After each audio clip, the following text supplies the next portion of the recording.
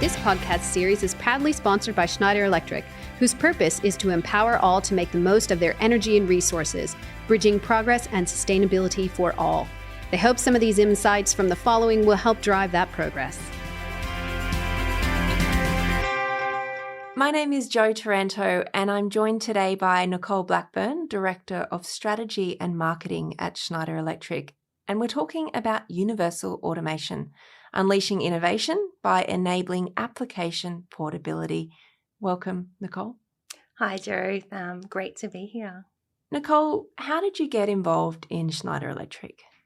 Yeah, great question. So I just returned from Singapore after living there for 7 years, and I was looking for a role here in Australia with a company where I really feel that I could bring some value from the experience I'd had living and working overseas. And what was really important to me was to find a company that had a vision and a mission to be part of creating a better world and a more sustainable world. After some research, I came across Schneider Electric. I was familiar with Schneider, of course, previous to that, and I was really attracted to what they stood for, particularly around the message of sustainability. It really resonated with me. And fast forward 4 years later, and here we are. And you've had a couple of roles and even recently a move you've told me about. Yep. What is your current role looking at? You've talked about this universal automation. Can you tell us a little bit about that and how you're involved? Yeah, sure. So my new role I've just taken on, as we were talking about, is, as you mentioned there, Director of Strategy and Marketing. So now it's taking all of what Schneider has to offer, understand the dynamics that's happening out in the industries in which we live and work, and how we can ensure that we bring the value of Schneider to deliver outcomes for our customers and clients, and the big picture there, and really taking an active role in driving sustainability. So when we talk about universal automation, what's it all about? It's changing the game. It's estimated that businesses will invest over $1 trillion in the next couple of years on digital transformation. However, legacy closed automation systems that prioritise vendor lock-in over innovation is really what's holding the industry back. This can have a major impact on businesses getting the true value out of data that they're capturing today, and then, of course, the digital transformation investment. So like many industries before us, our future is in open and interoperable universal applications. So really, if you think about it, imagine how much could be achieved by standardizing the data exchange between IT and OT. Now, if we could connect digitally an entire ecosystem of suppliers and partners, this would improve planning, risk reduction, and really allow better cross-collaboration and data sharing. Beyond this, we would then really start to see the potential of the industrial metaverse. Now, sounds big and exciting. It does. But this is the reality of the preface that we're on.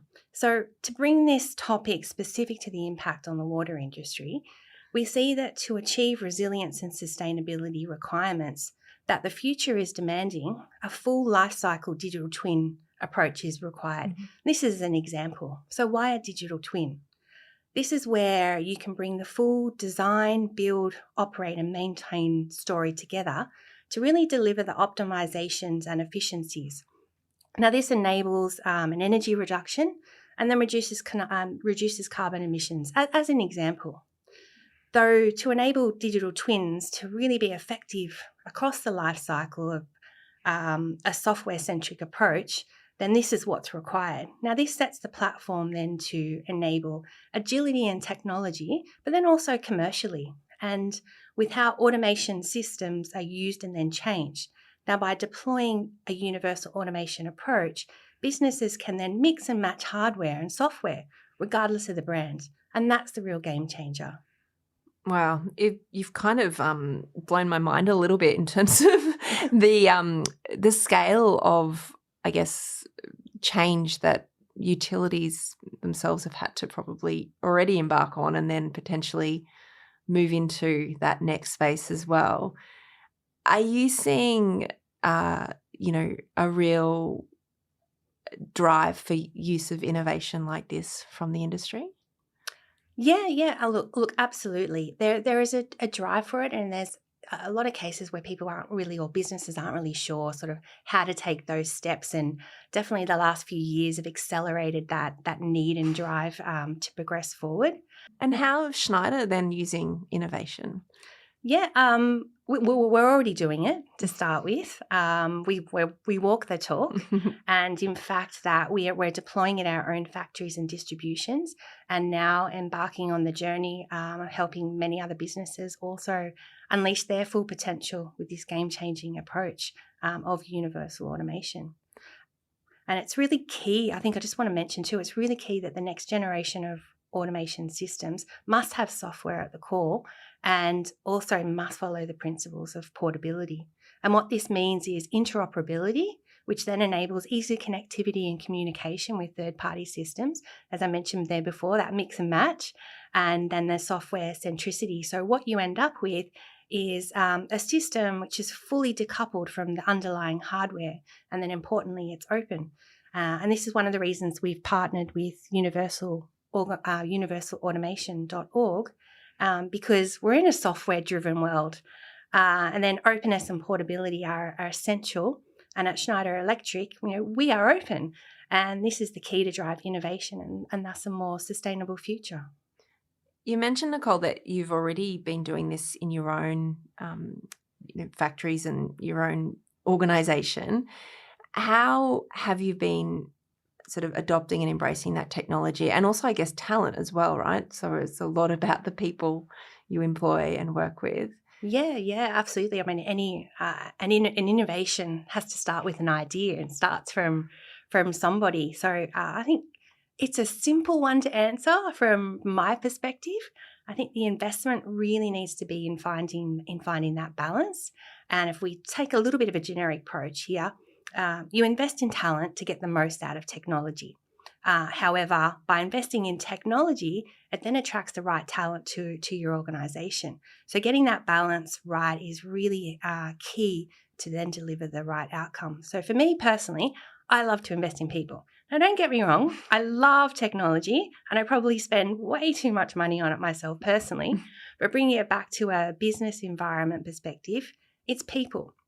Now, whether that's in the hiring process, whether it's being part of facilitating development, whether it's training, where I'm getting to is that what's key is that people are key. So from there, it's then aligning on what are the right business outcomes that are required, and then ensuring that the right technology is in place to allow for these very talented people to do what they do best and not be laboured by tasks that technology can perform.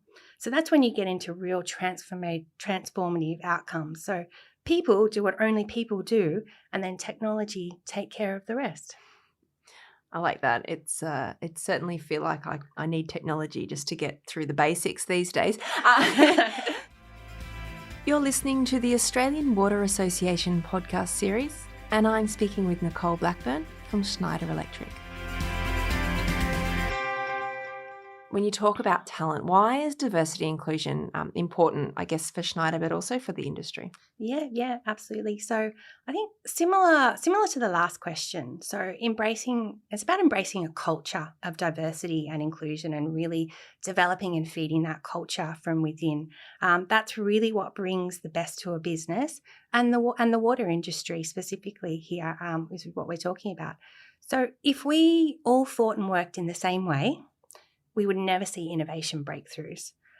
We would never see new ideas, or maybe we would, but they'd be limited ideas at most, and you would only ever get that sort of incremental innovation. And then that would be reflected in the results, and then it's going to be reflected in customer satisfaction and customer outcomes. So by bringing diversity in thought and action, as an example, and then being open, an inclusive environment where everyone feels empowered to act, it really creates an energizing place and an environment for everyone to feel really excited about the potential of the future. And in fact, studies have actually shown that businesses that embrace diversity and inclusion outperform their competitors.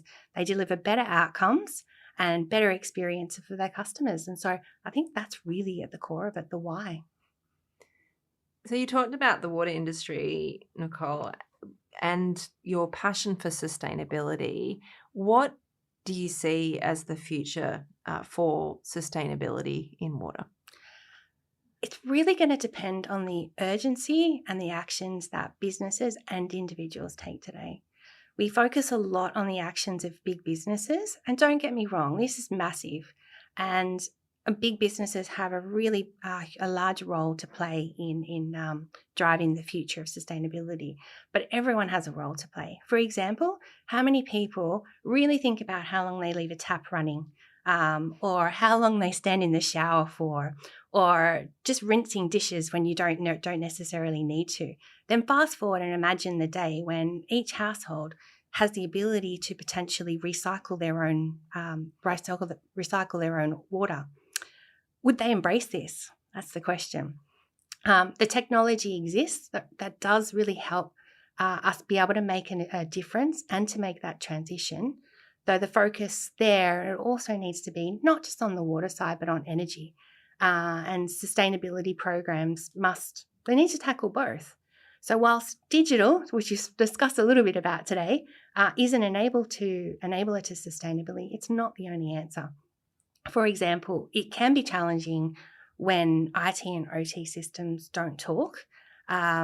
Therefore, I see a future in of course, the digital side, but in collaboration and ensuring that we have an open environment where we tackle the topic together, businesses, people, plus technology. I like the idea that tech's probably the most complicated tech that we can think of is going to make the simplest tasks of, washing the dishes quite transformative. I quite like that idea. I think that's really powerful.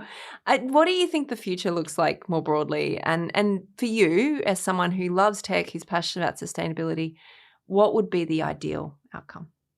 The ideal outcome, that we live true to our ambitions and that we meet our carbon neutral targets, and then by 2030, we're a very green environment. Sounds like a pretty great place. I've been speaking with Nicole Blackburn, Director of Strategy and Marketing at Schneider Electric. Thank you so much for your time, Nicole. Thanks, Jo. It's been a pleasure.